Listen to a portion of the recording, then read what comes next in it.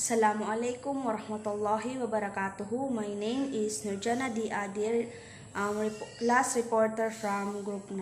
So, ang topic ko po is colonies from Northern Europe and Mercantilism in 17th century. So, let's start. So, the Northern Atlantic powers, for understandable reasons, acquired no permanent overseas possessions before 1600. So, for logical reasons, the Northern Atlantic powers did not amass any lasting overseas colonies before 1600. So, the United Provinces of the Netherlands spent the final decades of the 16th century winning independence from Spain. France was constant European involvements and wars of religion. So the United Provinces of Netherlands spent the last 2 decades of the 16th century gaining independence from Spain. France was constantly involved in European affairs and religious conflicts.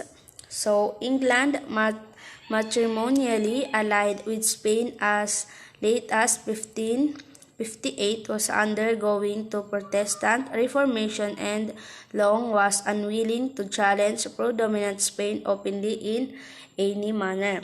So and England, which had been wed to Spain as late as 1558, was going through the Protestant Reformation and had long been reluctant to openly oppose the Spanish majority country in any way, and the advantage for the mother country by the time of Scottish philosopher Adam Smith created praise mercantile system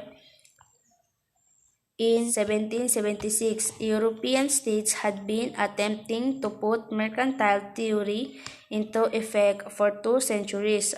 So the idea that countries' worth is determined by how much gold and silver it has served as the foundation for mercantilism. So this appeared to be supported by the fact that Spain's high power coincided with the start of its abroad colonies.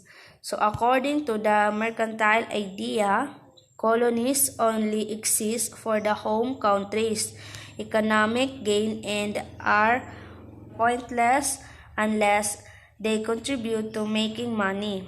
So the mother country should sell raw materials it has access to completed products with sources of liquid wealth, yet they were in a bad position given that they lack supply of bullion like Spain held sway in Peru and Mexico. So the technological improvement. Europe had made some progress in discovery before the main age of exploration. The discoveries of the Madeira Islands and Azores in the 14th century by Genoese seamen could not be followed up immediately. So before the primary age of exploration, Europe had made some headway in discovery. However, because they had been made in galleys designed for the Mediterranean and unsuited to ocean travel, the discoveries of the Madeira Island and the Azores by Genoese seamen in the 14th century could not be immediately followed up. So in the early 15th century, all sails caravels largely superseded galleys for Atlantic travel. So in the early 15th century or early all sails vessels, the caravels largely superseded galleys for Atlantic travel. These were light ships having usually 2 but sometimes 3 masts, ordinarily equipped with lateen sail but occasionally square rig. So when longer voyages began, the naw or carrack proved better than the caravel. It had three masts and square rigging and was a rounder, heavier ship more fitted to cope with ocean winds. So for the numerous rowers they required and their lack of substantial holds left only limited room for provisions and cargo.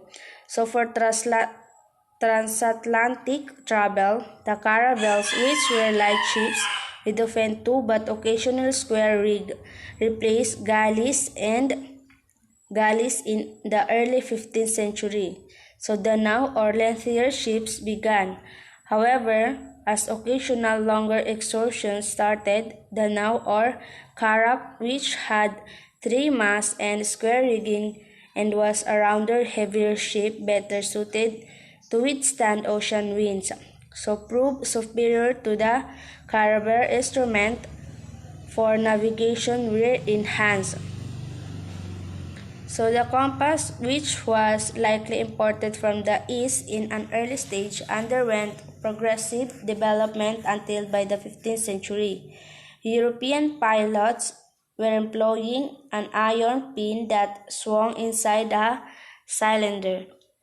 Although they were aware that it did not point true north and that the magnetic pole was unknown at the time, they learned roughly how to rectify the measurements, and astrolabe, which measures latitude by the height of stars, has been around since the Roman era, but employment as late as 1300, though the majority of pilots probably lacked it and frequently did not need it because most voyages took place in the confined waters of the Mediterranean, Baltic, or long Western European coast.